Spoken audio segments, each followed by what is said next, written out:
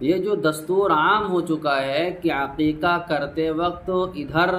نائی سر کے بال کو مونڈنے کے لیے تیار ہو اور اسی وقت بکرے کو ذبح کیا جائے، یہ ایک طریقے کا رسم ہے، رسم و رواج ہے، یہ بہتر نہیں ہے۔ بہتر یہ ہے کہ چاہے سر کو پہلے منڈوا لو بعد میں ذبح کر دو، یا پہلے ذبح کر دو بعد میں سر کے بال کو منڈوا لو،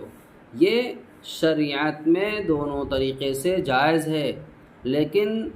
بے وجہ فضول یہ مسئلہ بتانا لوگوں کو کہ جس وقت بکرے کو ذبح کرنا ہے اسی وقت سر کے بال کو منڈوانا ہے، یہ ایک طریقے کا رسم ہے، شریعت